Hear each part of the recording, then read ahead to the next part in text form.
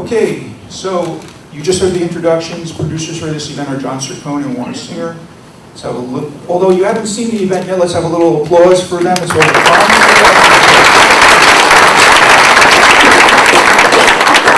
And special thanks for BMCC hosting us.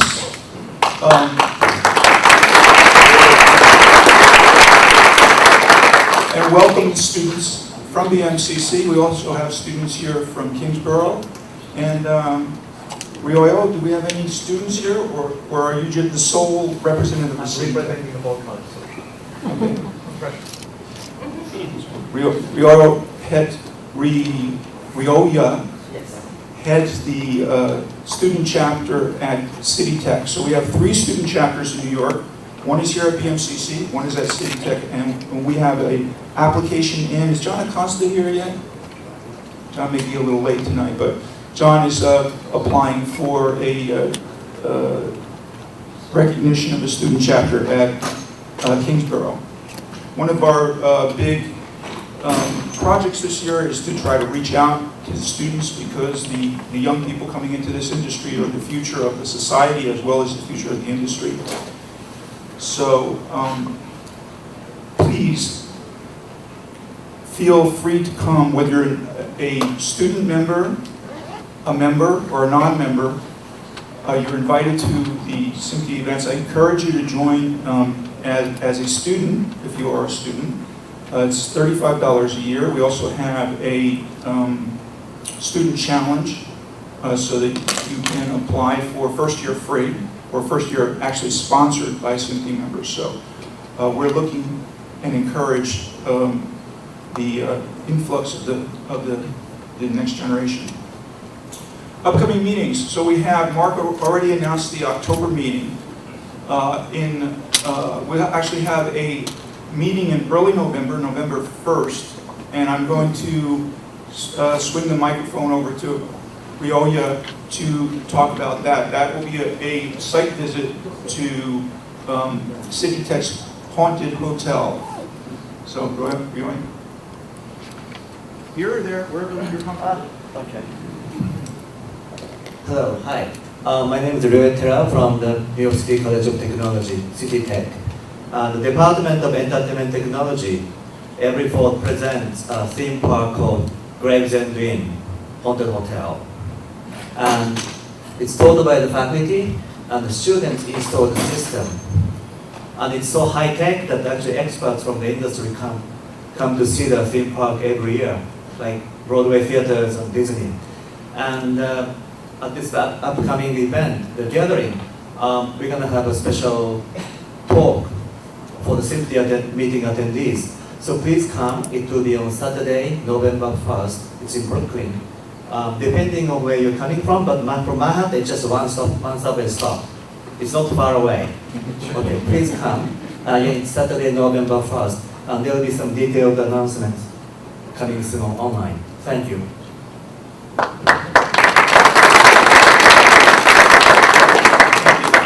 Tim Dwight, could you say a few words about the newsletter coming up?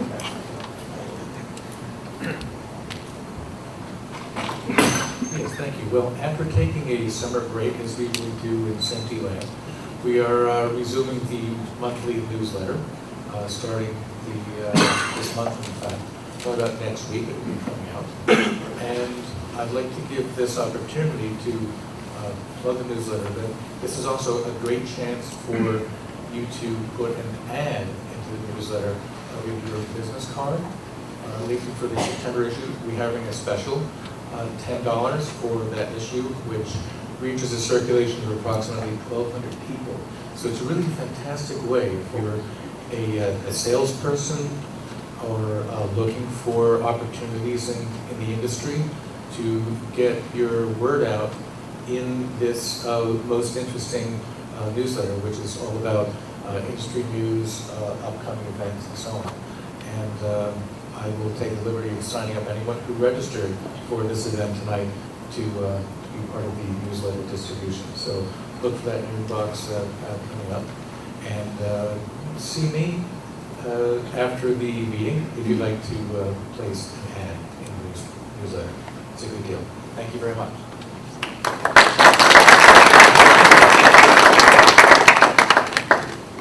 Thanks, Tim. So that is a good deal, and the newsletter is a product that we've actually given birth to in the last year or so. It's part of our community organization effort, and if you come to a meeting, you'll get on the mailing list. So we have 600 members in the New York section. This is a locally focused newsletter.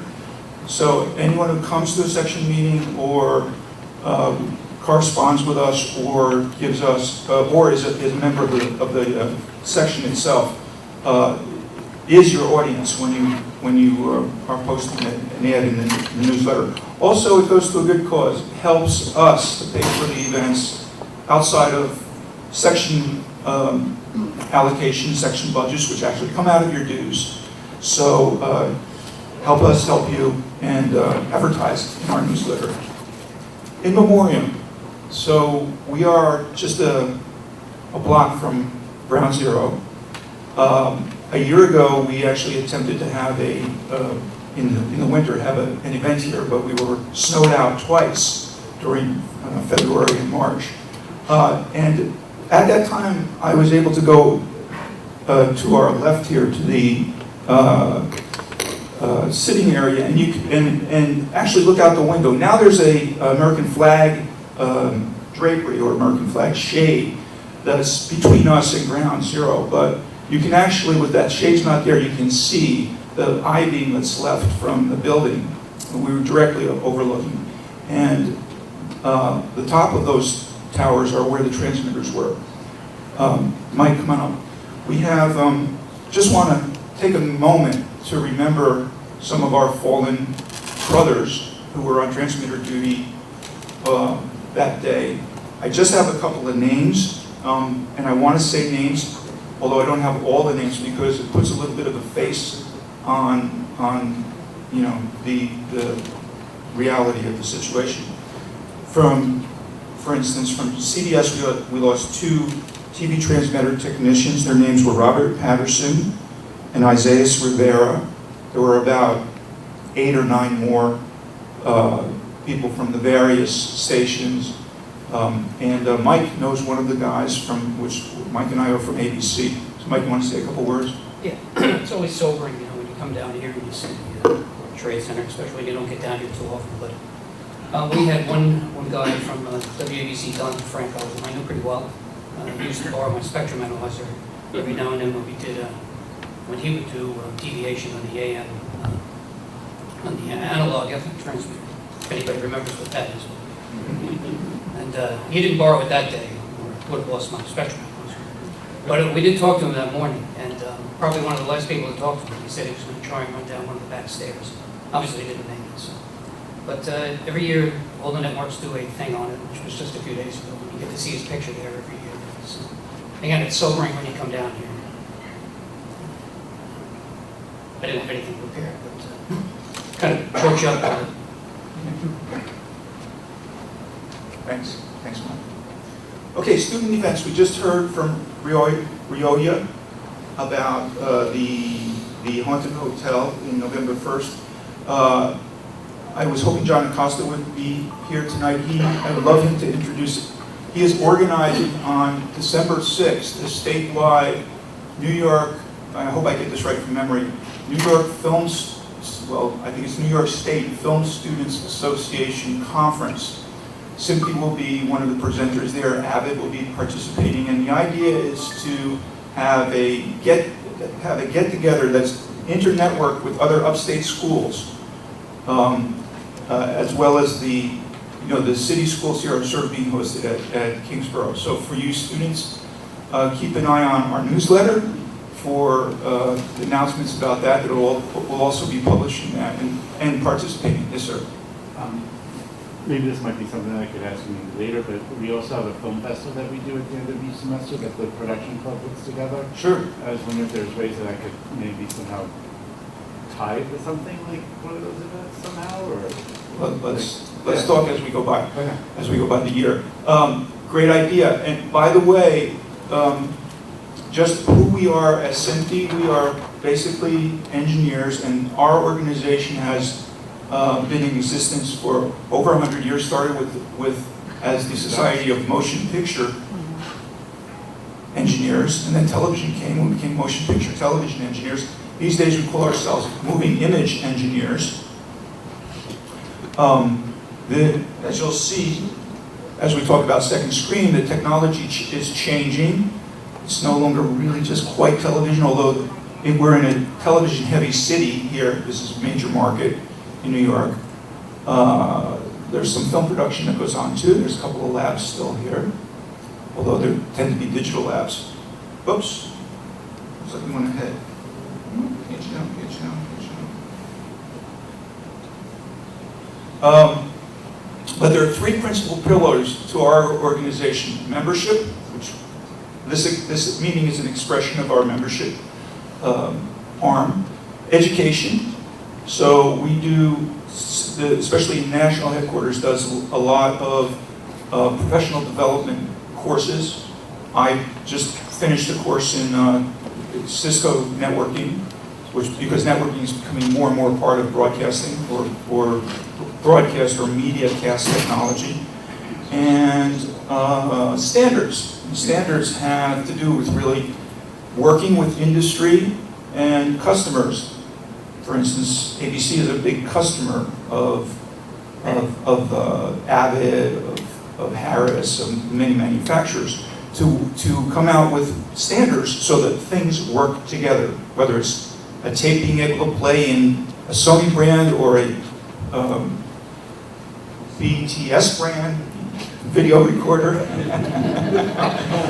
And you can't always put a Sony tape into a Panasonic machine, but so tape standards or nowadays file-based standards. So for students, basically what you need to know in this industry is you need to know something about technology, you need to know something about the creative end, and you need to know something about the business end.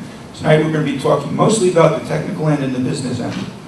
And I suppose we'll touch on the creative end a little bit as well. So with that, let me pass the baton to John Cerquone, one of the producers, and he will introduce Alan. And Alan will give the presentation for the main part of the nice program. John. Thank you.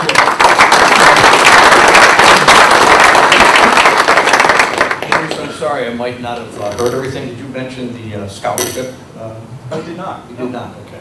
So there's a gentleman by the name of Bill Miller, hello everyone, who has been generous along with his wife to do this twice now. They put a large amount of cash made available, so as a student you would get a free membership to the Society of Motion Picture Television Engineers, and I just wanted to make sure you're aware of that.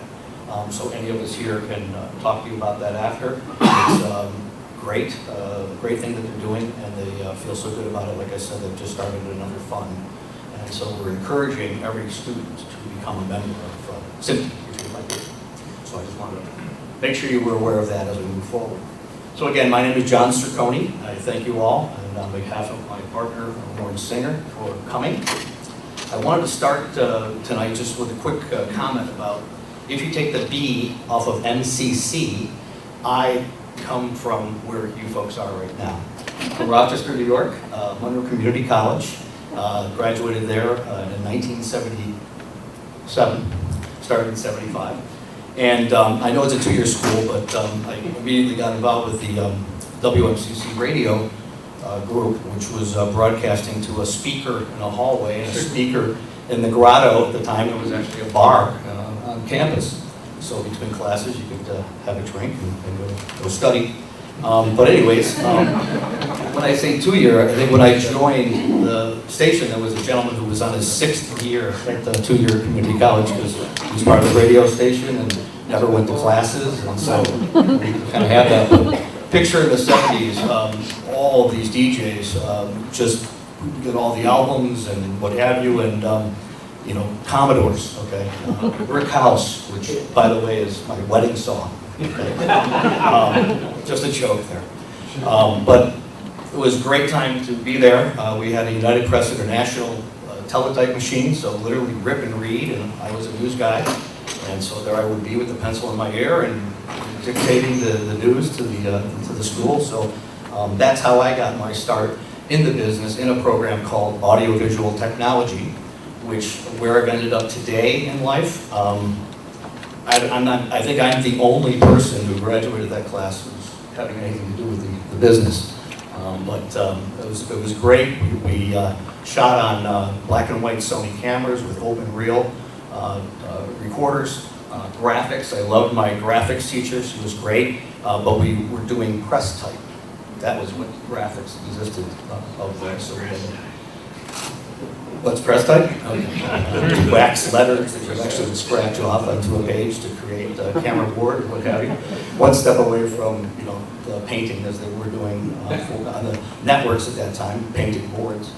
So that was an advancement. So I just wanted to share that with you initially to say this is where I come from, and you too can end up just like me. So the speed and complexity of the TV everywhere deployments in North America over the last 2 years has been amazing. Cable, telco, and satellite operators have moved quickly to counter the threat of online video and to stake their claim as the top providers of consumer video services. While these services were implemented with the objective of improving customer retention, strategies are now shifting to alternative business models. The real power of second screens is to allow you to be interactive with the TV program that you're watching. There are very few programs that do not have a Twitter name or a hashtag showing during the opening credits. This means that you, as the viewer, can discuss what's going on the show.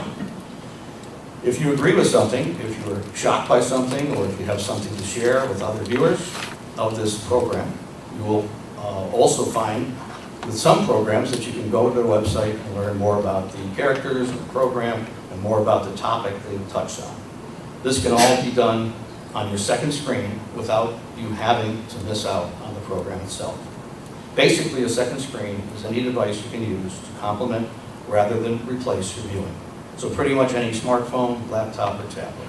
A second screen not only allows you to interact with TV programs you love, but it also allows you to engage with this TV program and personalize your entire experience. So without further ado, Alan, I'd like to have you come up. Second Screen Society, and what we do, we're going to have these 4 gentlemen over there who are all experts in the industry come up, and we're going to have a little bit of a panel discussion with a lot of Q&A, so I want you guys to think of questions, ask questions, make this as interactive as possible. So, topic here is second screen. Let me move this off to the side so it goes from my mouth, not that. And building an industry. So, we start off. What is second screen? Now, there's a lot of questions about that, and I'll take you through these little drawings there that somebody was kind enough to do. I did not do these. So, second screen, you see the little chicken and egg thing there. Well, big question is always, does this increase ratings, right? How do we use this? What does it do? Is it a nice to have, or is it a have to have? And then, is it all about engagement? Is it a value add? Do people really want to be interrupted while they're watching TV? Or is it just, something that networks think is a great idea, but the consumer at home doesn't really want? Do you get the eyeballs? And then in the bottom corner there is T-commerce, which is always touted as the killer app, getting people to buy things off the TV while they're watching it. So, a little bit about the Second Screen Society. We're an industry resource. We do education. We bring people in the industry together and expose them to broadcasters and advertisers so that the people who are making the content actually get to see what the people who are making the experiences are up to, and vice versa, hopefully enabling the industry to grow. So what is a second screen exactly? Which is a question that's still very much up for debate. Well, at some level, it is a companion experience to the main show, but that can mean a whole lot of things, right? It doesn't have to be one thing or the other. It doesn't have to be something that happens during the show. It doesn't have to be something that necessarily happens on your smartphone. There are second screen experiences that actually happen right on the first screen, sort of on the bottom of it. So there's a range of things there. But let's look at what some of these things are. So you've got multi-screen. Now, Multi-screen is the ability to watch your programming anytime, anywhere, on any screen. It's what Netflix gives you, right? It's that ability to pick up and stop. The second screen is the ability to engage and interact with the programming anytime, anywhere, on any screen as well. Just, it's the interacting part as opposed to the watching part.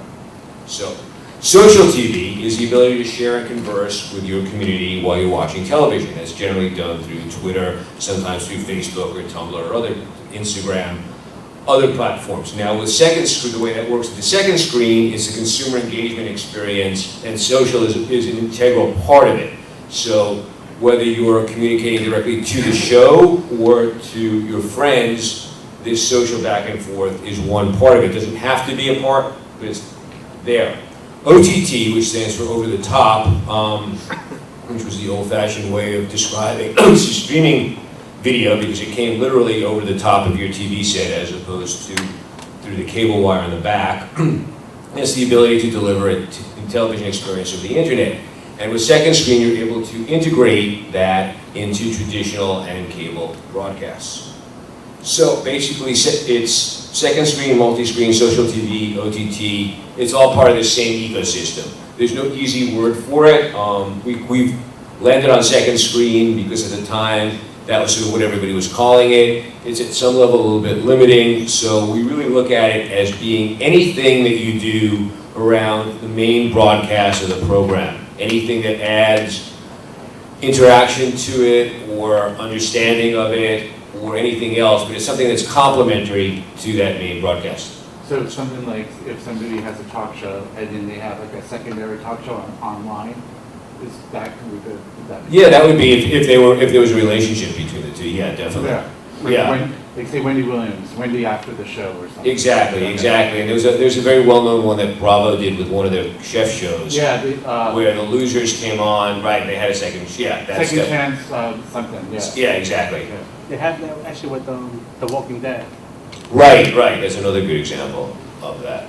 Excellent. Could you Thank you. repeat that? We didn't hear. He said The Walking Dead also has an experience that sort of happens. Talk show after. Right. Right. Sort of a talk show after the show for people to keep up with it. We're going to go into what how this works in different categories of programming as well. So, why is this important right now?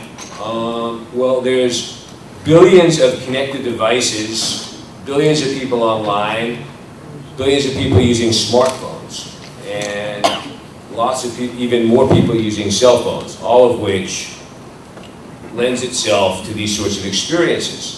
It especially lends itself because right now people are using their smartphones while they're watching TV. Now at some level they're using it the same way we used to pick up magazines and newspapers while we're watching TV because we're not all that engaged with the story, but other times we're actually using it to do things like browse the internet, access social media, and the question is, are these people just checking their email? But we actually looked into it, and people are doing more things than that. And in this next slide, you can see that TV is still the target. While people do use all these other media, the vast amount of viewing time for video content in particular still happens on the television set. That's changing somewhat. You see that people are using tablets. There's an argument to be made that I ascribe to that the tablet has become sort of a replacement for the bedroom TV. You don't really see back in the day when I was growing up, I had a 13-inch TV in my bedroom. You don't see 13-inch TVs anymore. I look at that and wonder how I sat on my bed with the TV on the dresser across the room and managed to watch baseball games on a screen that size, but somehow I did. So in a lot of ways, that tablet is replacing the secondary TVs. We've gotten much bigger TVs. The 55, 60-inch TV is in the main room, and then the tablet becomes that sort of secondary TV. The difference is that the way it's delivered, anything you see on your tablet is delivered over the top, over the internet. It's a different delivery system. Again, that's slowly changing, but it's considered very different for the people who deliver the content, don't see it as being the same thing as watching it through your set-top box on the TV. So, second screen has this vast ecosystem as well. These are all companies that do, I'm not gonna bore you reading off of all of them, but everything from middleware to distribution platforms to the operators to video ad networks. There's a whole ecosystem that is created to enable this whole second screen and social TV, and to collect everything from collecting the data to making sure that things show up on the apps when they're supposed to show up, to measuring it, to actually creating the content around it. And it's getting bigger all the time. Now let's take a look, which I said, we'll look at how people actually use these experiences and where they net out. So one of the things that we found is that not all shows were created equal. So different types of programming lends itself to different types of experiences. So if we look at dramas, those are the ones that probably have the least real-time interaction, because if you're watching Game of Thrones in real life and someone walks into the room and starts talking to you, your reaction is going to be to go, shh, shh, I'm watching, as opposed to other types of programs. So it's the same thing with social media. People will, on second screen, people will wait till the show is over, and then you see a big spike in activity of people talking about it on Twitter. People will use apps around it, experiences that are designed for you to use them after the show is over. Also with binge watching, a lot of times you may have watched 2 or 3 episodes at a time. It's 2 in the morning, none of your friends are up, so you'll go into the app and there was something you didn't understand, maybe it'll be explained to you. You'll see what other people say. You might look at behind the scenes interviews with the actors. There's a lot that's going on with dramas, scripted dramas, that happens after the show. So the next category is sitcoms. Now sitcoms don't demand that much of our attention, so you do see some interaction during the show. There's not a whole lot to explain about them. There's not plot twists and whatnot that people are confused about that they need to play with. So they can have a very different type of, again, they will have a very different type of experience, often around the stars, quizzes, things like that lend themselves to sitcoms. Reality TV is sort of in that middle ground, things like Jersey Shore, where there's a lot of breaks in the show where people might actually be talking. You don't need to spend a whole lot of time paying attention to it. And those also are very character-based for the most part. And so there's a lot of stuff that goes around that where there's sort of almost like an Entertainment Weekly type of experience that happens with those. And again, those see a lot more interaction during the show. The last categories we have are reality game shows, which again, those really have made use of second screen experiences where they have people interact with the show while it's happening. There's some great examples happening in Europe right now where they have game shows where the audience is playing along at home on their second screen devices. Now they just tried to introduce this in the US with a show called Rising Star. It was a big hit in Israel, and people would actually vote in real time there. And the problem in the US, of course, is that we have 4 different time zones. So they had to figure out a way to make that work, factoring in the difference between the East Coast and the West Coast, and they kind of sort of did it, but not. It wasn't a great solution. They had people on the West Coast could vote some of the losers in, but it was still very East Coast centric. So that's a problem with this sort of thing in the US, the time zone difference. The final category that really gets a lot of real-time interaction has been the big hit in second screen is sports. Live sporting events, and again, if you look at it, if you're home, you yell at the TV, you talk to your friends if you're watching a game. It's just so you're just mimicking that sort of behavior online. So there's a lot of interaction about that, about statistics, what's going on behind the scenes, interviews with coaches, other camera angles. There's a world of things, polls, quizzes. And just to take a look a little bit deeper, sporting events have dominated the Twitter conversation about TV even last year. So you've got 492 million tweets, 50% of the tweets about TV are about sports, and was it 12 out of every 20 of the most tweeted TV areas were sporting events. I mean, the Super Bowl being probably the most famous of them. Super Bowl and other live sporting events also benefit from the fact that they all take place at the same time. In other words, everybody's watching them at the same time. So whether you're in California or New York, you're not watching it on a time delay, so everybody's there together taking part in this experience. And then you can see that the market size of sports and second screen has grown, and is predicted to grow tremendously over the next 5 years. So let's take a look at some of the things that you can do with second screen. So we've sort of broken this down to 5 things and what it should be. So it should be simple, right? Easy and intuitive user interface. Social, that it supports some sort of social media interaction, live chat, something like that. Seamless, integrates effortlessly with the content on your first screen. It shouldn't be a hassle to try and figure out what's going on. Stimulating, it's a no-brainer. It should provide relevant and enhanced content or services.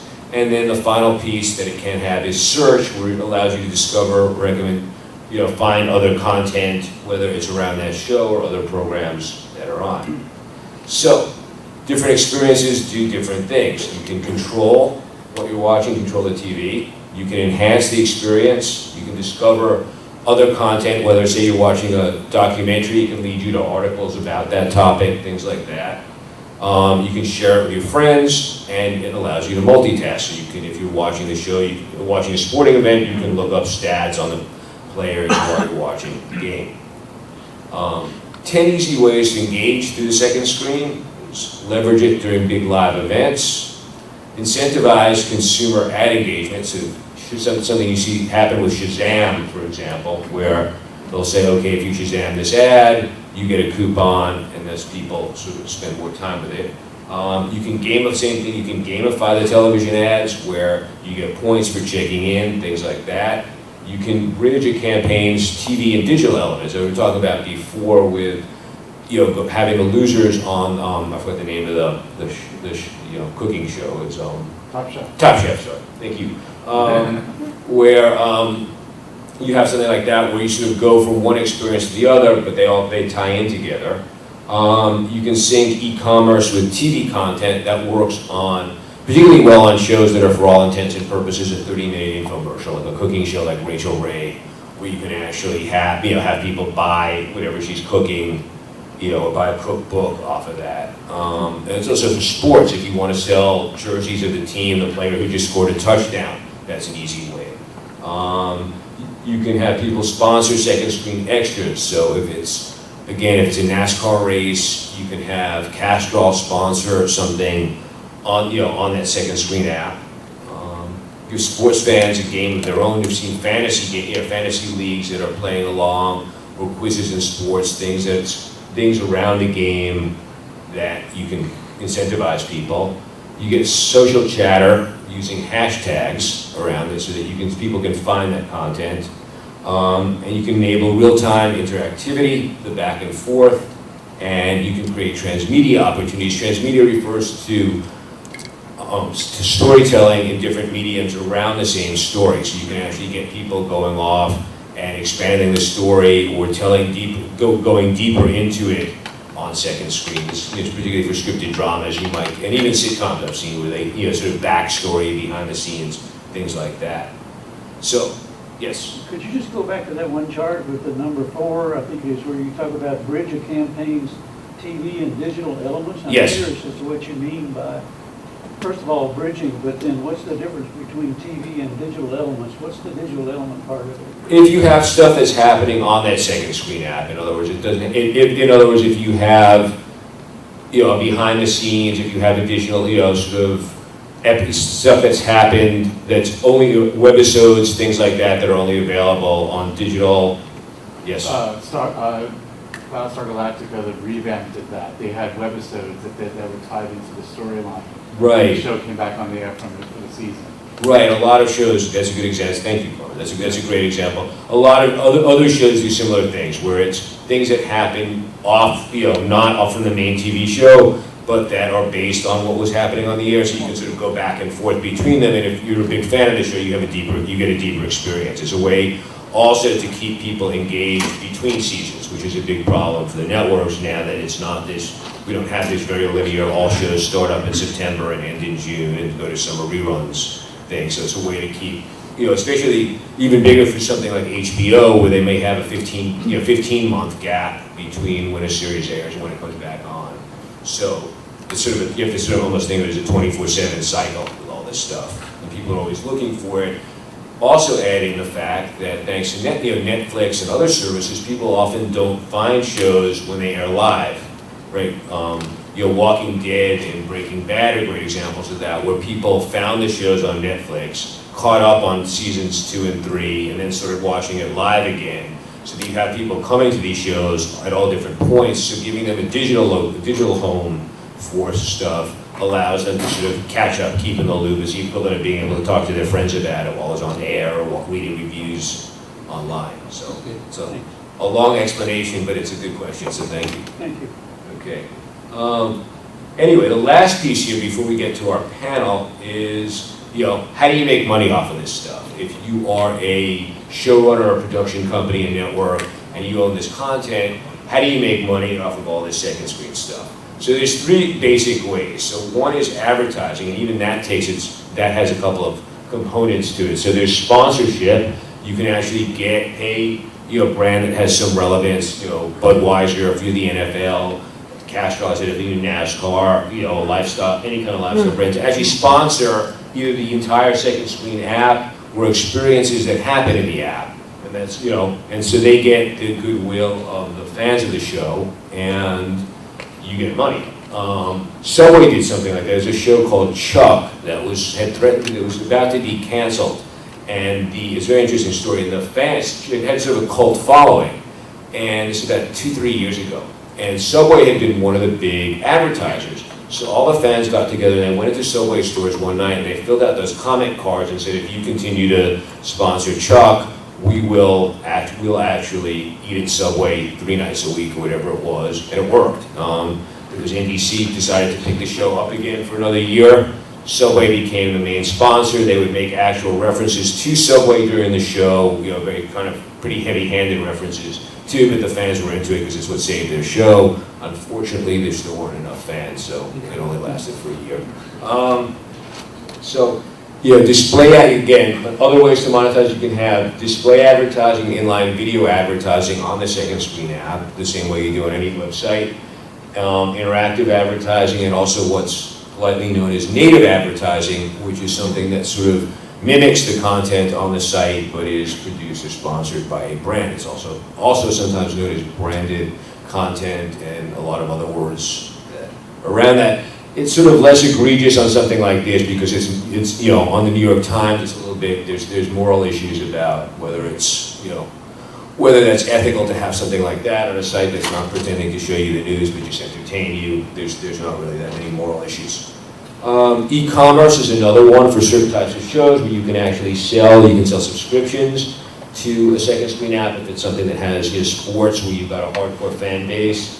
You can sell the user's data off of it if they're willing to give that. It's an exchange. It's not sort of sneaky. You say, okay, give us your data, we'll share this with people, and we'll let you watch. This is generally just an email address, and then you can actually do things like T-commerce where you're selling stuff right off the app. And then the last way is what we call indirect monetization. So it's for people like Samsung who are actually building smart TVs. You use these experiences and what's around them to deliver that, so that you can, exclusive to that television, to that brand of television or whatever, to that smart TV, you can have something there and you make money because they're paying you to have that. You can also, engage the audience. They can run promos for other shows that they're running or for other movies that are upcoming. You see Dish in particular has improved the remote control and the way that all of that interacts with each other so that you can actually have these second screen experiences that happen almost right off the remote controls. That's sort of a bonus for Dish. And then you can also have things like video games and films that sort of you can launch off of that. So it's market size of second screen, which has been growing very steadily. You can see it through e-commerce and advertising. The prediction is that over the next 5 years, it's going to keep growing and become a major force and become a secondary way for all these people, everybody who produces content, makes content, to actually get money in. In the ideal world, this allows them to also start running fewer, maybe higher priced television commercials, so it's less interruptive because you've got a second stream of revenue coming in. So there could be a benefit to the consumer from all this as well. Anyway, we're going to go over to the panel now, which is going to be a lot more interesting than me blathering at you guys. But thank you for listening to this. And okay, so I want to let everybody introduce themselves up here. We've got 4 guys who represent very different facets of the industry with very different experience, but all around the same thing. So why don't we start with Jeff here and take it away. Great. I'm an independent strategy consultant, and I've been working. I come out of the user experience world, as I mentioned earlier. A lot of the work that I've done for media and entertainment companies is focused in and around metadata, monetization, recommendations. A lot of that nitty-gritty information sciences stuff. How does the content get associated? So I've been fortunate to be involved with a lot of interesting products. And been very interested in a lot of the challenges of the second screen. Okay. Mr. Stephen Coulson. Hey everybody. So my name is Steve Coulson. I'm a creative director. I work for a company called Campfire. And Campfire was founded by 2 of the makers of the Blair Witch Project. And the Blair Witch Project, notable for many reasons, but one of the relevant reasons was the filmmakers very on decided to tell a story that was bigger than just the movie, and so expanded in the very early days into telling their story online, on the website, in books, in comics. Became something which we talk about as transmedia storytelling, telling a story in different parts across different platforms. But I think the really relevant thing is that the filmmakers realized that by starting a 2-way conversation with the people that were to be their fans as they grew that fan base, rather than just telling a story at that audience by pulling them into the story and involving them in the story world, they could turn those fans into evangelists, and that's what drove the success of the Blair Witch Project, was people calling up to say, we need to see this movie on the screens, because they felt like they were part of the story. And Campfire was created to bring that methodology to a whole range of entertainment clients, to work with them to create, in some cases, very linked second screen experiences, and sometimes it's to work with the showrunners to expand their story world beyond the screen. Primarily television. I think television showrunners are particularly apt for this type of work, because showrunners of a TV show typically have a story world that expands beyond one season, multiple seasons, and see their characters living in many different ways and stories. To drive attention, to pre-premiere, get people interested in the show before it arrives on the air. Also keep those fans engaged during the season to make sure that they keep talking, keep the conversation going, work as proponents to bring in more viewers. And then after the season closes, to bridge that gap between season 1 and season 2 and season 3, to keep the dialogue going and keep the conversation going. So the kind of clients that we've worked with, HBO is one of our main clients. We launched those 2 seasons of True Blood, those 2 seasons of Game of Thrones. We're working with Cinemax now on a range of shows, Hunted, Banshee, and most recently The Nick, which is just launched speeds. David Beck, as I said before, I ran the social media team at Univision across entertainment, news, and sports. So we put on award shows like the Latin Grammys. We ran all the social experiences for the World Cup. We helped devise strategies for everything from daily morning shows that are very topical and live to evening novellas, which are dramas that happen 5 nights a week and only last for 1 season, so very different formats. Some of these experiences, played out well, on Twitter, others on Facebook. Some of them had in-depth interactive experiences, others were light touch, and it is a very interesting space, and that's probably one of the best slides, is to remember that the sort of nature of the content itself, and therefore the fan experience, is in many ways going to be something that needs to be more of a focus, as opposed to advertisers that want to force really, quote-unquote, interesting ideas that don't really have a foundation in what the user wants to actually do. Is a big learning, and it's something I think a lot of people in the industry need to be thinking about. Hey everyone, I'm Natan again. I kind of am involved in the TV space in 2 different ways. My full-time job is helping to produce this fun, wacky awards show called the Shorty Awards, which was originally all about the best Twitter users. Now it's evolved to both work with TV networks such as Univision and others, and also honor TV in a big way in terms of what networks are producing on social TV and second screen and more. And then the second way I'm involved in it, I've had a really good opportunity. I was the original staff writer for this blog called Lost Remote that I highly recommend everyone checks out. It's kind of exclusively covered what we like to think we defined as social TV for at least 3-4 years, and got into write about Campfire's work, Univision, talked with Alan many times on great stuff. And so yeah, I'm excited to kind of be here and continue to learn. Okay, thank you. So that's lostremote.com. It's just LOST remote. So easy name to remember. So some good stuff that you guys all said in your intros that I'll get back to. But let's start off with something. Steve, you were talking about showrunners being in the best position to do all this because they're very aware and they've got these backstories.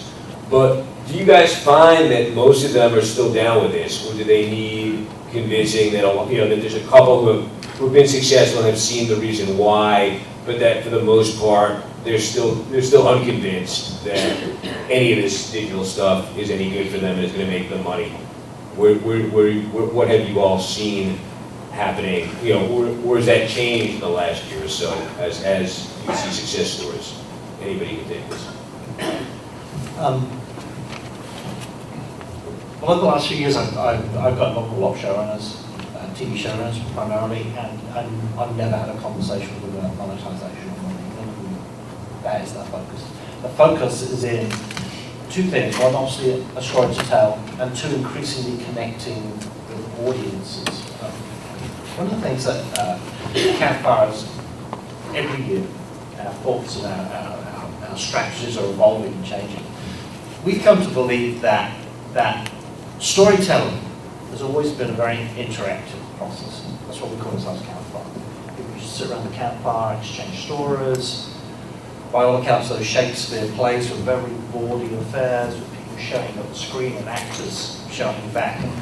And stories have always been very interactive with audiences, but mass media came along and told everybody to sit down and shut up and be quiet while the film played, or the radio was on, or the TV was on.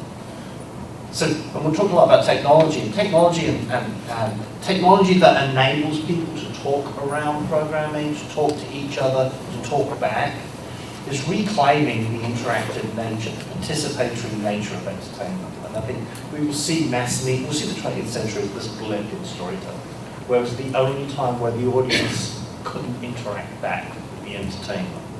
So the web, social media, is allowing that, and a lot of those showrunners are really embracing that, seeing the opportunity, not just to tell a story at people, but to involve that audience in part of the storytelling process. Because they know when they do that, not only is it a richer experience for everybody that's involved, but those fans, those evangelists can really move mountains.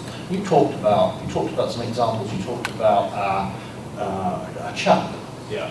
I think another really good, when we talk about what the definition of second screen and what that means, I would argue that Kickstarter is a second screen experience. I would argue that Veronica Mars, that funding of Veronica Mars is a second screen experience, because it allowed a lot of people to get involved with a show that they loved before it started, and every week to get the production updates on their phone, on their tablet. And so when that show finally came out, when they funded that show, there was a whole community of people ready, willing, and able to consume and evangelize out. So I think what we're seeing is those showrunners really embracing the opportunity to reconnect with their audiences and use technology to do that, to connect with them and build that audience, that fan base. I'm not going to contradict, because I agree. I think the majority of smart showrunners are thinking that way. What I'll just say is where it gets dicey is when you're doing well on social and your ratings suck. I've sat in meetings where the social team comes to me, boom, it's Sunday night show, Monday morning or Monday night, social off the charts. Ratings were down 20% last night. That next week, the showrunner doesn't give a shit about social. All he cares about, I mean, you know, there are exceptions, but you know, in the aggregate, those conversations, the amount of time that was spent on social, second screen, in the production meetings went from this to this. But on the other side, though, is if you have advertisers that do have a big vested interest and have done huge sponsorships, they're doing a traditional TV buy and have been watching a show go like this for a little while from the ratings and are looking for a more interactive digital social experience, that social piece and the digital components of that are actually things that they'll serve up as, hey, ratings were down, we know it's competitive, Sunday night's a tough time slot, there was football, there was whatever, but look how we did on social. So I want to just say that I think at the core, every true storyteller wants to be able to tell a more immersive story, but I think when push comes to shove, there's a lot of producers and storywriters out there that are also looking at it in a very practical way as to how do I hedge the fact that I don't have ratings. When my ratings go down, I better have something else to hold on to. So is there something on a digital or social side that could help? What about torrents? Like, the ratings might have gone down, but those 20% could have also downloaded it to torrents on the computer. But there's no proof of it. Because I feel like social media still gives an indication that people are still interested in watching the show. But remember, for most shows, the amount of social activity on, let's say, Twitter is like low single digits, maybe under 2% in many cases, except for sports. So it's still a fraction. Yeah, we were actually just talking about torrenting. I was telling them a funny story about how I felt since I'm an HBO subscriber and I wanted to watch an episode of The Leftovers on my iPad on an airplane, I should be allowed to torrent it legally since I'm paying them. But I think the feedback, I once had the chance to ask Les Moonves about torrenting, its kind of relationship to the evolving ecosystem when I heard him speak. Who's the president of CBS, for those who don't know, I assume most of you in the interview know that. He was just explaining the simple fact that most TV networks, whether or not a lot of people download those shows, it's still advertising based. They're only selling it across that. HBO is unique in that they potentially hurt when they lose subscribers to that, but I think it doesn't, it's not going to change the conversation about how well ratings did. I also think, when it comes to the two examples I thought of when you're talking about showrunners, Sons of Anarchy is a great show that has a great showrunner, and that's a very scripted show. It's in its final season. It's one of my favorite shows. It's not at all what you think it is. And he, tweets a lot. Every good example of trying ratings. Before every season premiere, he offers a simple competition on his blog. If we hit a certain ratings point, I'll bring one of you out to party with me and the crew. And he's done that every year without any help from the network. And then another famous example, I once got to interview Vince Gilligan of Breaking Bad, arguably the most critically acclaimed drama maybe in the last decade, if not more. And he says he refused to ever look at a tweet or anything like that. He didn't care. He was making art. He didn't even read press or reviews. He said he had his assistant print out everything and put it in a file so when he's retired he could go read it all. So I think a lot of it just depends, like I like your slide, Alan, on which genres are more tied to it. I think that most of the TV I personally watch, I don't know, I don't want to talk back. I don't want to interact with it for the most part, except maybe to read some gossip about characters and actors. I like that it's art for me because I'm geeky about it. But, for the Real Housewives, it's different. Well, I think, there's another way to sort of contextualize this with the question of torrents is, second screen as, what is the second screen? Maybe it's television. Because if not becoming a secondary screen to where user behavior starts, how people are consuming content, how they're playing games. There's a lot of media competing for our attention, and attention obviously is the most scarcest commodity of all. So I think that one of the interesting things that I watch in terms of trends in social TV and second screen is attempts to drive tune-in and to generate awareness, because increasingly it's getting harder and harder to find the content that, until we hear word of mouth, or until, Campfire does amazing work, notwithstanding, like, the great stuff, getting word out and generating understanding and activations around, new seasons of great shows and stuff. But it's getting harder and harder to find the content out there. And I would argue that discovery is truly one of the opportunities for solving for now, in terms of the bigger picture second screen challenge. So that's true. The interesting thing that you guys brought up, which sort of goes back to this whole Chuck thing, is that you do have a lot of shows that have very passionate fan bases but don't get very high ratings. And what do you do with those? Now, one thing I've heard proposed is maybe those live on as web series, that you've got 15-minute episodes or 30-minute episodes, which if you think about it, for network TV, you're looking at 22 or 44-minute episodes, because with that, if you take away all the commercials, and that's a way for them to live on, because they do have these incredibly passionate fan bases, and you just have to figure out all the economics around it, like all the actors, and everybody take less money, but or maybe there's a way not to. But my experience, to answer my own question, is that it has been a mix. You've got some very enlightened showrunners who really get the advantages of expanding the interaction with their audience, how it can make the series better because you get input from different places, and because you have the fan base really engaged with it. There's a bunch of shows on Sci-Fi that do a really good job with it, which I think is because of the type of programming it is. Nobody's casually tuning into the Sci-Fi network as they're changing channels. There's a show called Defiance. They've got a really cool second screen app. The showrunner, Kevin Murphy, has all the actors come to his house when the show airs, and they all live tweet about it.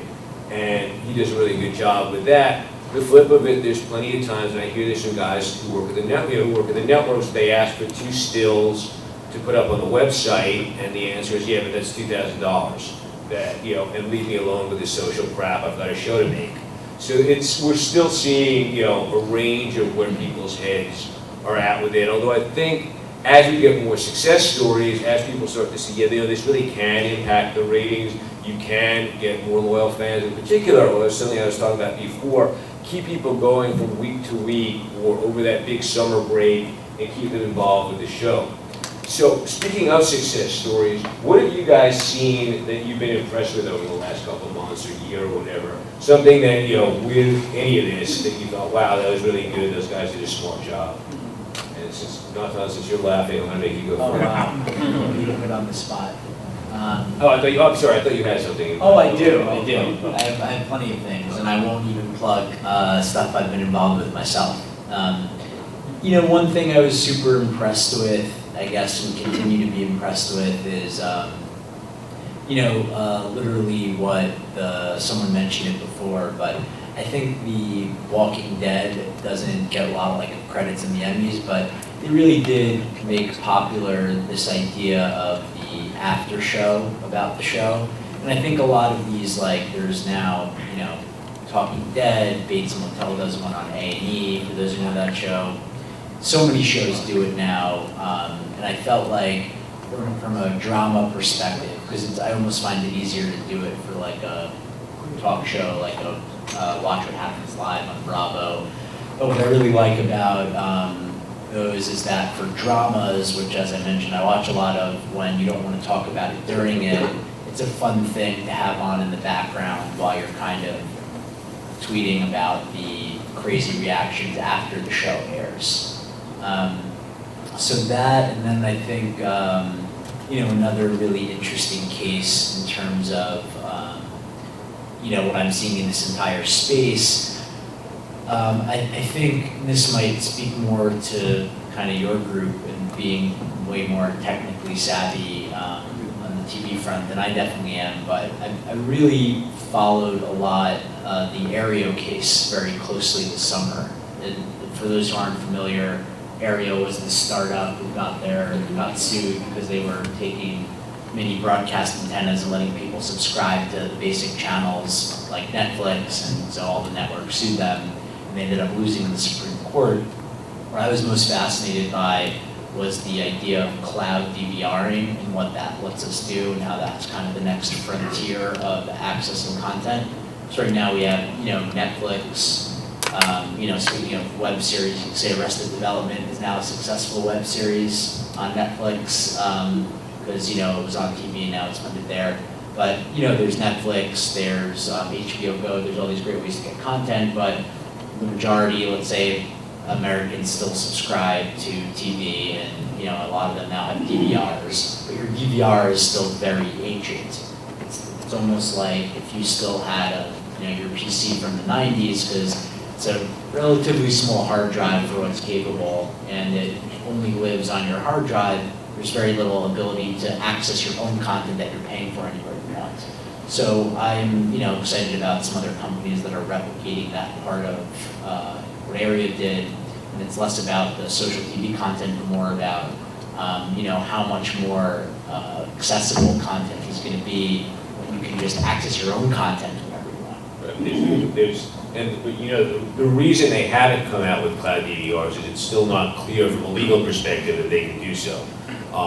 The original decision based to allow Sony Betamax to exist, because the networks originally sued DVRs saying that you were stealing their content, and the original court decision said that it was okay so long as you had that copy on your machine in your house only for your personal use, and that it wasn't intended for sort of as a theatrical release. So it's unclear when you hear lawyers talking about it, and we're talking to people at the different cable companies and satellite companies, whether a cloud DVR would be legal, because it's not in your home. The ideal thing would be to put one copy of Parks and Recreation up in a cloud DVR and let everybody access it who wanted it, but that would be a completely different thing, and nobody has the stomach to go all the way up to the Supreme Court or something like that. But you can kind of hack it on your own with something like a Slingbox these days, which is good but not great. Right. The Slingbox, for those of you who are familiar with it, Slingbox is a technology that Dish, oddly enough, owns, because they bought it and they incorporated it into their Sling Hopper. And I have one at home. It connects, it sits on top of your cable box, your set-top box, and I can be in England and I log on to the website and it controls my set-top box, and I can watch anything that's on my DVR, anything that's live on TV. It just basically mirrors the set-top box. Now, they've gone after it in the Fox, and I think CBS have gone after it in the suit that they're suing Dish over Hopper. But for years, the Sling Hopper, Slingbox has been around for about 10 years, and nobody ever bothered to sue them, because they figured maybe a couple thousand Road Warriors actually owned one and used it, so it wasn't worth it. It wasn't a very mass market product, but once Dish made it a mass market product, now it's part of that lawsuit. Well, anyway, back to the original question. I think there's probably a lot of ways you can define success for this, but what I like seeing, what I applaud seeing, even though I'm not sure the execution on them were fantastic, right? Or there's probably debate depending on what you prefer. But I like seeing more of the interactions that were going to actually impact the outcome of the show. So, Rising Star, as an example, it's a big network. A big network actually doing an integration like that is really a big deal. Was the experience itself particularly social? Not necessarily, but I applaud them for doing that. Singles Project on Bravo. Again, it wasn't live, real time, but it was in a compressed time frame to actually try and change the narrative in the next couple days and bring new characters into the show. And then there's a whole other sort of almost like game show-like integrations that you see a lot on Bravo and the Bravo's Play Live platform, where you're basically guessing how much a house is going to cost on the real estate show, or is so and so going to fight with so and so. I like at least seeing things where the networks are willing to have an interaction and put what you do on a second screen up on the first screen and show that integration, that what you're doing is actually mattering, whether that's the movement of a slider showing it's favoring one person or the other, or more impactful, like actually changing the outcome of the show. You know what's actually similar to that? I'm sorry. It's all right, no, I'm happy you do this. But Logo, RuPaul's Drag Race, I doubt most of you have seen it, but RuPaul's Drag Race touches almost everything you guys are talking about. Because not only do they have the main 1 hour show where they compete, they also have Untucked, where it's all the behind the scenes. you know, all the cattiness and stuff that goes on while they're competing. And then only that, but it also has an app for where you could dress up all these people in different clothes. And then it also has the Twitter aspect. And anytime somebody says something really clever or funny, they'll be like, hashtag this. And while you're watching it, it's one of those shows. And not only that, but it's also become a thing where like now the network takes like the contestants and now they're doing a lot of their advertising on the channel. And it's really become a show that like logos become an extension of the entire show. It's interesting. Is there a leaderboard for that? What do you mean? Like a global leaderboard, online leaderboard for that? Like, is there a point system? I don't know. That would be awesome. People would, I think, would love points. But the show has become very, and then even for the finale, the viewers go on you Twitter or you go on Facebook. I'm sorry. You go on Twitter or on Facebook and you can choose the actual winner of the final three that they choose. And that's all I want to say. No, so thank you. It is interesting. I just wanted to add what I love about anecdotes like that is a title really engaging a very defined, even in narrow audience, and allowing that audience to really go deep with them. You know, I think it's great when you have interactivity with mass world events like the World Cup. That's like iconic moments. But it's, to me, even more striking when you have niche programming that has this level of interactivity. And I hope that, you know, it's going to allow for a lot more of that stuff to flourish. I can't help thinking that a lot of these shows that revolve the program format around second screen content and stuff. It's almost like the modern day equivalent of William Castle and kind of Sensorama or Scratch and Sniff, which is a one-time gimmick. To me, the king, there is a king of second, I'm not a scholar of this, but there is a king, to me, of second screen at the moment, and it's somebody who's creating content that diversifies, that pulls in audiences and pulls people together in a way that I haven't seen in a long time. And that's the Tonight Show, and that's Jimmy Fallon, who is, to me, I'm now watching the Tonight Show every day. Every day I watch a segment of the Tonight Show, but I never turn on my TV because it comes to me. It comes to me in my Facebook feed. It comes to me in the blogs I read. It comes to me on passionate people wanting to share something that was custom crafted for this audience across these screens and the way they interact. I think that's a really good example of the way it's transforming the ratings as well. But people are just taking that content in a very different way on their second screens on their platform. So I would say that is killer. The one warning, the anecdote that I would give is I knew I was coming here today, and I have 4 children, the oldest of which is 15, my son Sam is 15. And he has a TV in his room, big screen TV in his room that and cable, we have Fios, it has all the channels. And I remember that time when I was 15 and how much I watched TV. And I asked him what his favourite TV channel was. Or not his show, but I said to him, tell me what is your favourite TV channel? And he answered without a second thought. He said, it's Twitch TV. And Twitch TV, for anybody who doesn't know, is the YouTube channel where you can watch gamers play games and talk about the games that they're playing. And it's just, to him, there was absolutely no difference between NBC and Twitch TV. It was the same spectrum of entertainment and the same type of programming. And so your question about TV and the web, he wouldn't even know what those two things meant, because to him it's just video content in different formats coming to him on the screen as he sits on his bed there. You know, I mean, Variety magazine had recently done a survey of, I think, 15 to 21-year-olds, where they showed them a bunch of fairly well-known TV stars, people like Hugh Jackman and Betty White, and a bunch of YouTube stars, Michelle Phan and PewDiePie and whatnot. And who do you recognize from this list? And the YouTube stars scored just as high as the TV stars, which shocked them so much. I know somebody who said they actually went back and made the company that did the survey do it again because they know this can't be right. You must have had some kind of outliers, and they got the same results the second time. So you're 100% right. They do not see that. And also, I don't even know that they're aware of it. I also have a 15-year-old, and while he would tell you his favorite network is ESPN. I don't think he's aware of networks that are not ESPN. You know, Netflix would be the other choice. Not if he has to watch ESPN app, and it's all ESPN. Exactly. 35 channels of sports. Exactly, but I mean, I don't think he's aware of live TV at all. So, yeah. I don't know if anyone here works with this. Can we get the mic shot, please? Yes, please. It's a quick question. That's all right. No, it's important that we get it recorded because we actually will be broadcast this on our YouTube channel.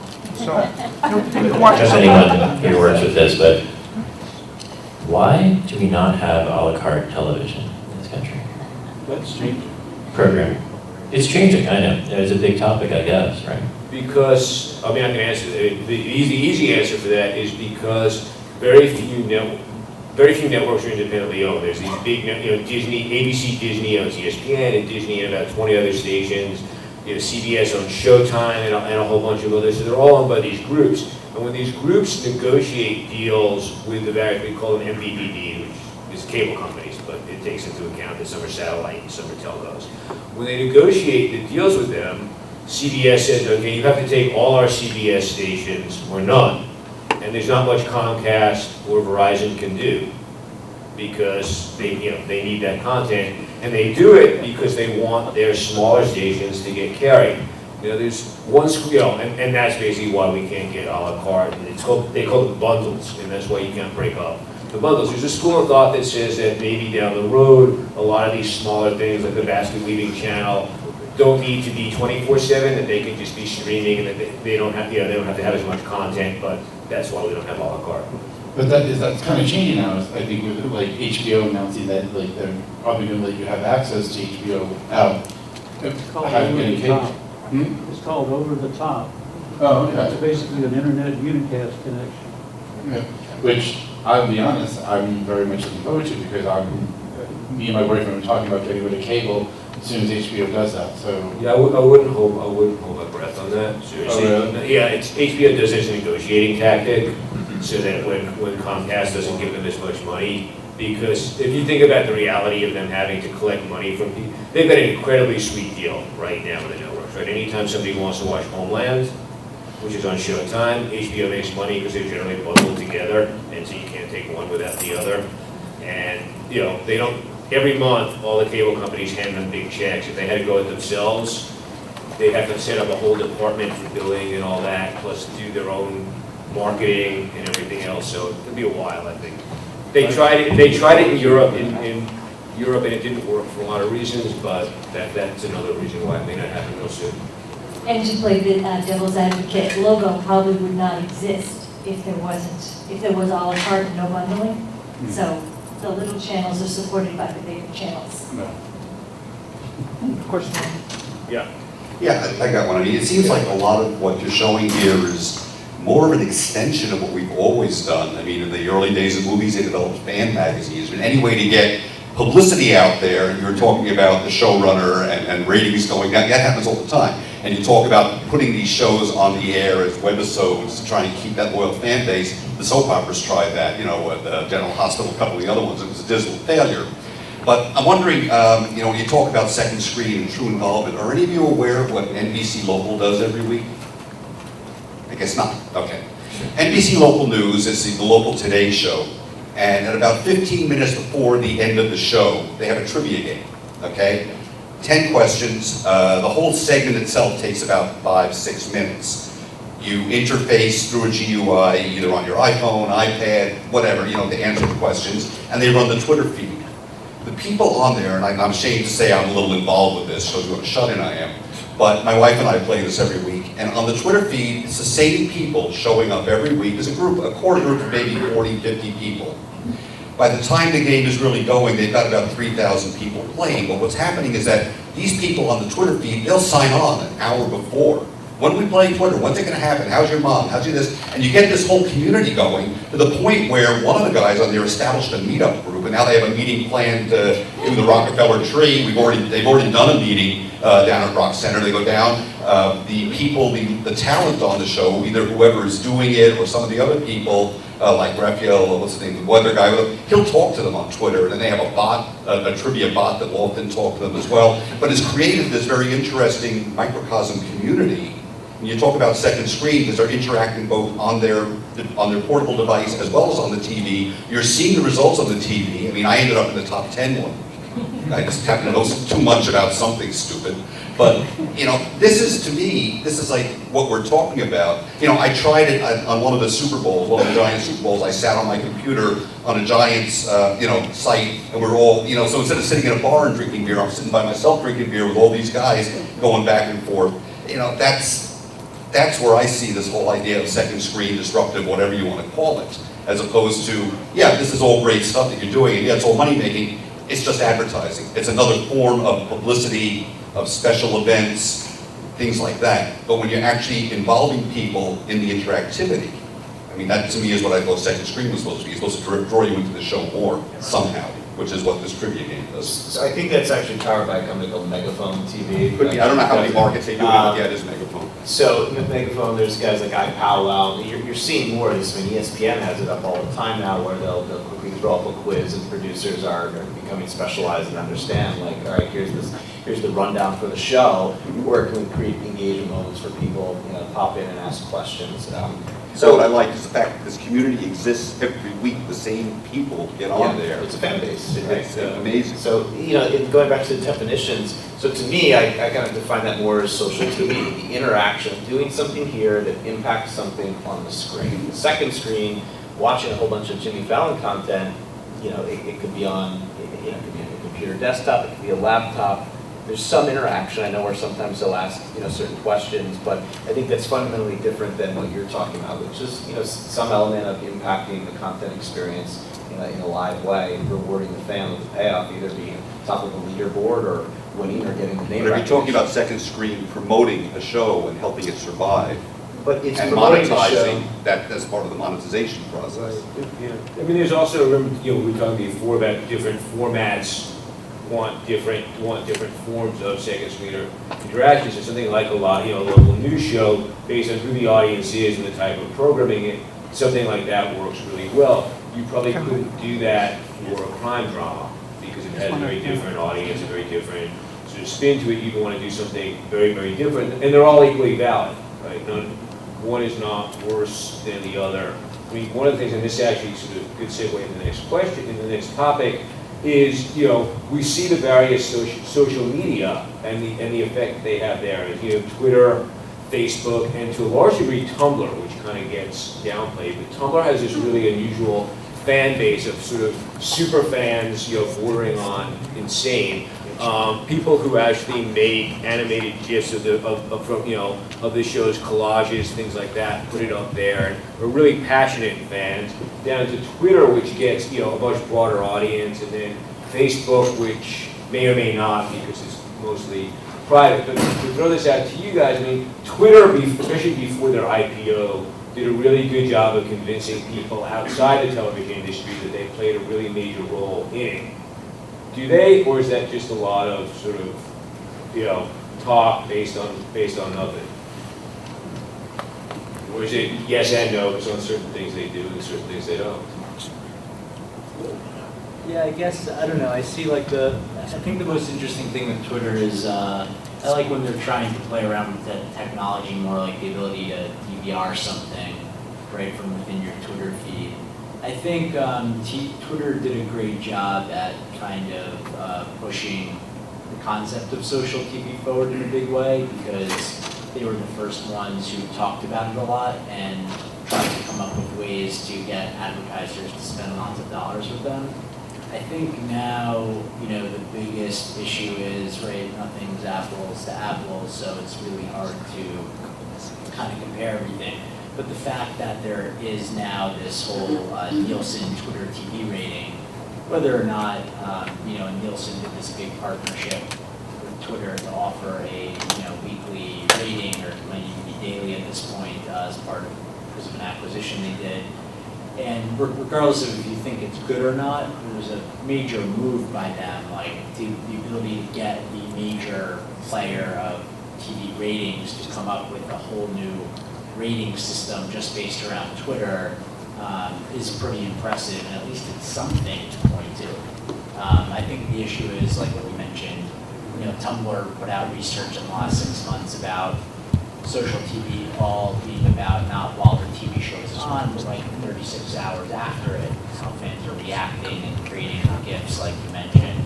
So I think that, you know, there's definitely a big value in Twitter. I don't know kind of what the future of that is, because I think every show is so different, so it's hard to tell at scale what really matters. I mean, I think your example is really interesting. The reason it's interesting is because you talk about the people that show up and congregate. And TV as being a social experience, and Second Street enabling that social experience. And my example of the Tonight Show, the reason why I love that so much is not because the video that I watch is just a stimulus to the conversation that goes on amongst my friends in the comments afterwards. And that's really what I'm there for, the social conversation. And do you see it mostly on Facebook? Is that what you're getting? Okay. Almost all on Facebook, yeah. Which is why I actually think a lot of the social conversation around TV is actually happening now on Reddit. More than TV, more than Twitter or Facebook. I think Reddit is the real hotbed of social conversation around TV and participation in television. I think a lot of people are watching TV and participating in Reddit at the same time, and using those two factors together. In fact, we recently did some research for a British show, and it showed us that Reddit was the #1 place where conversation was happening for that audience. What type of show was it? I was curious, what type of show was it? What kind of show? It's an upcoming show. It's a drama show. It's going to be a drama show. Right, but fairly broad-based. Yeah, yeah. But targeting millennials. Okay. Targeting millennials. Question? This is live? Okay. Sure. So I was wondering what the challenge for the panel would be, if they can weigh in on this. But so there's a latency with the scripted TV and interacting with this, and Subway and getting a loyal fan base 6 months later about Subway. But really, the real hits are with sports. So any thoughts on as the latency goes to zero? So if you listen to the vision of UFC, which is to say, have the producers grabbing those Twitter feeds and interactivity on a live broadcast, which is not so scripted as 7th inning stretch in baseball, but as the latency goes to zero, which is to say, in real time, have the producers know what's being commented on and reacting to that, and what the challenges would be. Quality. I mean, so what do you do with it? What's the action? So on every one of our award shows, we have probably 8, I think we formerly had about probably 8 social media hits that would take place.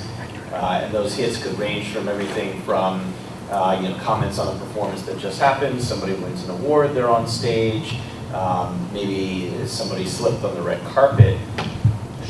You've got to come, no matter what you're doing on that screen, it still has to be quality. If it's not relevant, it's not interesting, it just becomes muck.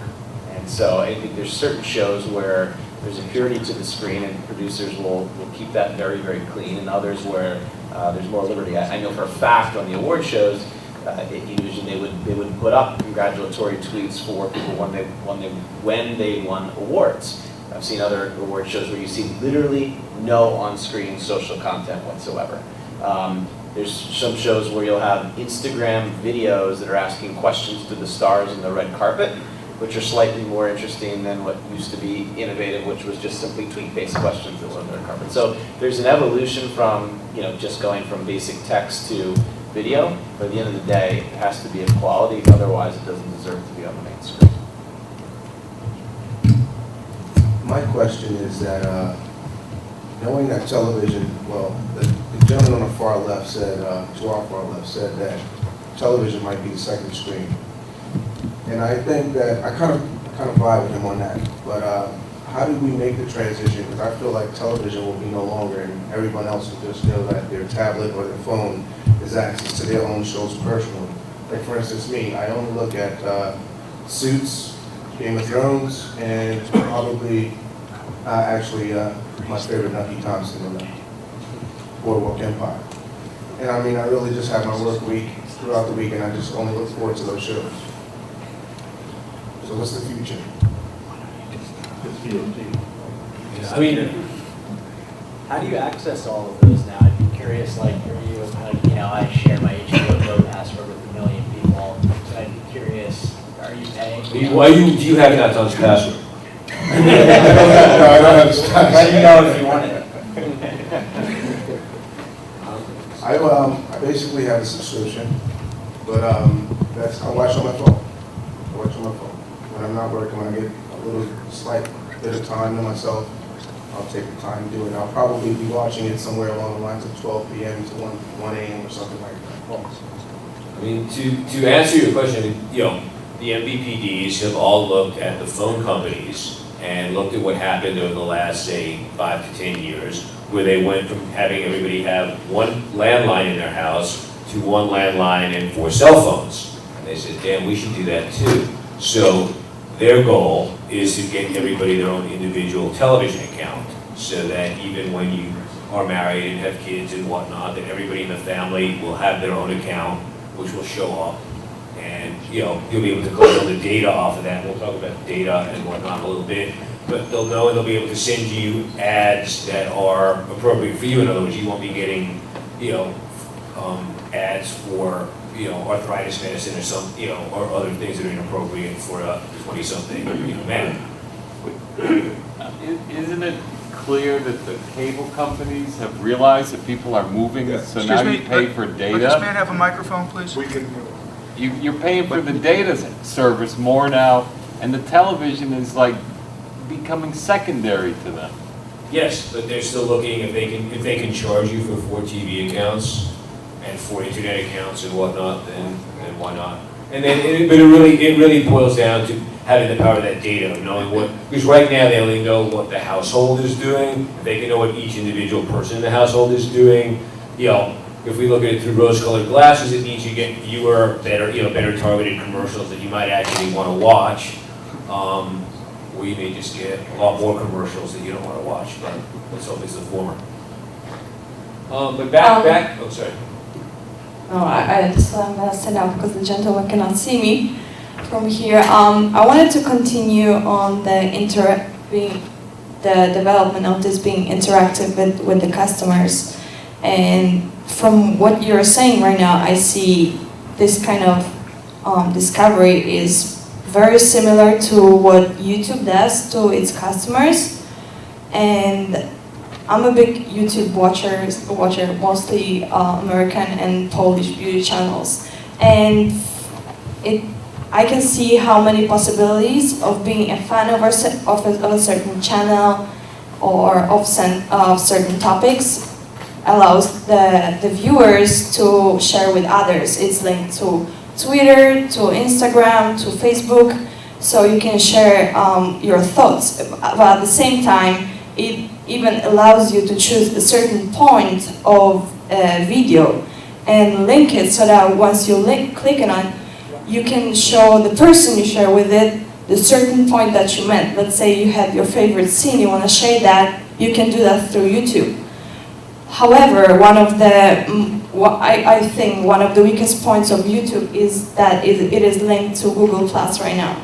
So sometimes even when you subscribe to a channel, it may not allow you, it may not show you the videos you would like to see on the list because there are certain reasons. But it's basically the connection to Google Plus.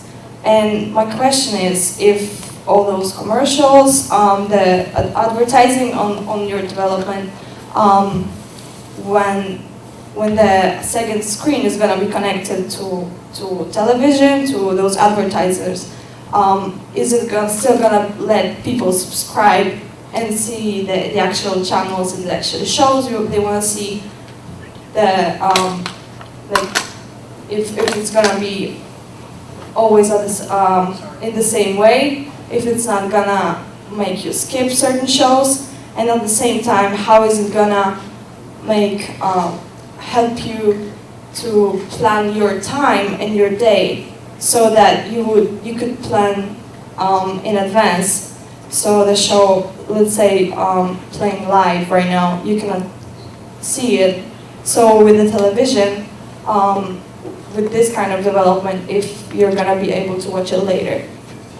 So this kind of subscription, it's gonna allow you to catch up later. So just to clarify your question for the guys, You're asking basically if we're going to go away from sort of a non-linear way of viewing television to sort of be able to sort of make up playlists of your own and watch what you want, sort of make up an order for you so that you're not skipping basically. Exactly. Okay. But you can do elements of that now. I mean, just in the most recent press, Facebook has the ability for you to basically, come swipe and create your playlist. So, I mean, I think it's there in various forms. And the other part of the question about ad syncing is there as well. Suits and Psych and #Killer and a couple of those other shows on USA. I know very heavily experimented with synchronized ads across big screen, tablet, social messages that all went out in the same. Right. And dynamic ad insertion becoming a going concern. So there are opportunities in an interesting way. I think this comes back to the. Could you explain dynamic ad insertion? Oh, so dynamic ad insertion is where an ad is served to you in your screen that is personalized or is situationally relevant to you. It's targeted to you, and it has some understanding of you as a sort of user being profiled. I think that the interesting thing about that, is it goes back to the RuPaul comment and sort of niche programming. They can find a very defined audience that a brand wants to be associated with. They can go direct to those audiences in a way that, with an old sort of mass broadcast model, you cannot, which is, it just allows advertisers and brands to have a certain kind of more targeted relationship. Okay. But interruptive advertising. Advertising to fund TV is a failing and failed business model that will disappear in the coming years. I mean, we will all be in a situation where we're all buying our content. We will buy it in the format we want, whether we have HBO on our app, or whether we buy our through iTunes, wherever we buy that. Brands will be switching to earning their reach through becoming media channels. I mean, some of the most innovative advertising is being done by Red Bull and GoPro, and those brands that realize that they have to earn their reach with ideas rather than paying for the eyeballs, because they're chasing attention they'll never get. So I really think you will see a split between entertainment programming, which will essentially be a paid-for model, and advertisers and brand, which will start to earn attention through ideas, through content creation. A lot of the work that we do now is actually not for TV channels, it's for brands that want us to create entertainment programming that they own and that earns its reach separately from So a variant of native advertising, basically. Yes. Right. Well, native advertising is still, native advertising is camouflage and subterfuge. So advertising looks like content, but is distributed through the mechanism. I think what will move, advertising will move away from paying for TV. And advertising and brands to get that message out will connect directly with consumers the same way the TV programs will. Okay, so you have two questions over there, and I'm going to have to wrap it up. If I could ask, I'd like to ask about education. We have students in the room. You mentioned your 15-year-olds, and I just want to mention a couple of trends, which is core curriculum standards. There's a lot of standardization, so education could be a mass market very shortly in our country.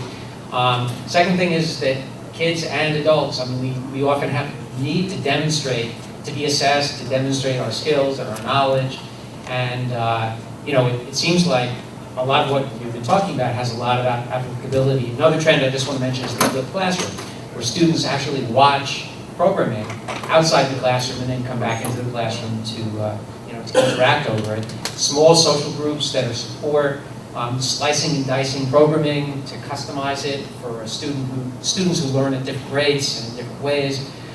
If you could just reflect on that, I would appreciate it. Well, I think this all goes back to the scarcity of attention, and people have a buffet of choices today, and again, it runs the gamut: education, gaming, entertainment, information, news, and there's a lot of competition for that attention. And now with technology and advances we're seeing, we have better data and better, approaches to measurement to really understand where audience is congregating. So I think the fragmentation that we're seeing, and the gentleman who talked about, here are the shows I watch, this is my appointment viewing, I think that that's only going to accelerate.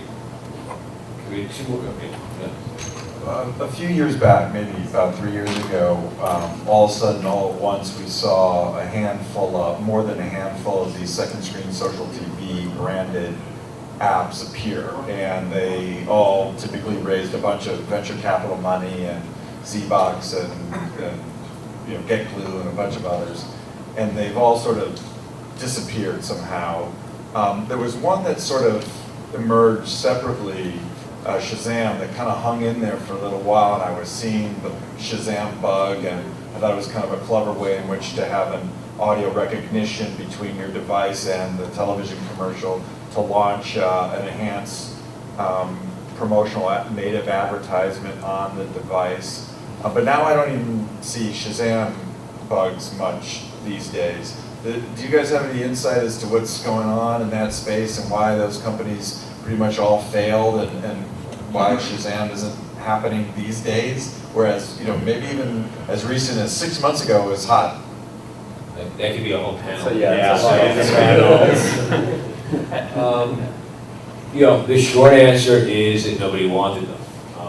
The audience, it may have been they were before their time, but there wasn't the audience for them. It required downloading a separate app, required letting people know that the separate app was out there to be downloaded, which a lot of them didn't factor into their business plans. They thought they were all going to be Instagram and have millions of users in a few months. Shazam is still out there. I mean, Shazam has some very cool features now, which I'm not sure why they're not promoting or being used, but it actually will listen to the show, pull out the ads, and you can go in and then have a deeper experience from that ad off of the Shazam. Like, they'll take you to a website or whatever if the advertisers paid for it. But to your point, I've not seen the bug recently myself either, so I don't know why. Yeah, I think Shazam also didn't start as a TV app, they started as a music app. So like they drive a staggering amount of downloads to iTunes on a yearly basis. Like I think I was... Yeah, I'm one of them. Said like some really high percent of all iTunes downloads come from when you Shazam a song, and I'm sure lots of that during TV. I mean, the simple reason, I think, like... So that's their primary business, it's a good business. This interactive television, social television thing was kind of a derivative idea off of that they hoped might blossom into something. They got like $20 million in Series C investment too. Because Shazam was around, I feel like 2 years before they started doing all that stuff. Shazam was around in '98. Right, Shazam had the advantage of having a huge install base that, unlike everybody else in the space, already had a couple million users, so they didn't have to get people to download them. Yeah, Vigil, there's two that are still around. Whether anything is going to happen with them or whether you hear about them again, I don't know. But Vigil is still around. Vigil's raised money to pay for the original artists. Yeah. And there's no repeat users. And Z-Box became kind of pivoted to focus, or at least that's what they say, to focus more on when TV isn't on. So. Yeah, I think in general the industry thinks that they're at the end of their capacity. I think the truth is just what people didn't expect, I think at least, was that these other social networks like Tumblr and Reddit and Pinterest and now Snapchat and is anyone on Yo? Oh yeah. Yeah. That's the next Snapchat. You should download it. Apps like that had nothing to do with TV ended up becoming the big social TV apps. And also the MVPDs launched their own apps. Yep, TV everywhere. That are actually being used, right? Yeah. No? One last question. So it was the question of scale. I mean, all those apps came out at the same time too when the networks were launching their apps. So then you had a question of what were you going to promote. There were big network deals with guys like Legal and Z-Box, but that would conflict with shows and networks that have their own digital numbers to hit because they just created an app which was sponsored by such and such brand. And so then when you do an on-air call to action, which is still where the majority of people are, and say, download this app, there were 4 mentions of the owned app and 1 mention of the third-party app. A lot of them just never hit the scale. By the way, a lot of the owned apps never really hit the scale as they had expected either. My question is, this generation and the generation ahead, they're more attracted to TV shows. So do you think that the movie industry is going to pay more attention to TV shows than actual movies? Because myself and even like a lot of people I know, we don't have like the urge and the desire to go to the movie theater anymore because we're more attracted to TV shows. Yeah, I think True Detective is a really good example of that evolution. I don't exactly know what you mean by the movie industry, but you know, like a lot of film actors, I think there's just in general less film production that's happening than it used to be. So a lot of traditionally film actors are doing miniseries on TV that's has high quality of production. So, you know, Matthew McConaughey did True Detective on HBO because it was a one-time thing. Billy Bob Thornton did Fargo, which was a one-time, you know, miniseries because, you know, they realized that they could keep their careers going, get this equal quality, but also not have to commit 7 years of their lives, you know, producing a show. I mean, the stigma is definitely gone. It used to be if you were a movie actor and you did TV and then your career was on a downward trajectory, it doesn't mean that anymore. Because the quality's not up. That line is really blurring between TV and movies, because I would argue that all those Marvel movies is actually the world's biggest TV series. It's going on. Each film is one episode of the world's biggest TV series. Kevin Feige, who's putting that together, is acting exactly like a showrunner. So I think the gap between what we think of as film and TV and even games are starting to combine. Yes. Okay, and we'll have, on that note, I want to thank you. We're out of time here. So thank you all very much for really incredible interactive audience. Appreciate all the questions and comments. And a big thanks to my panelists here too. You guys are great.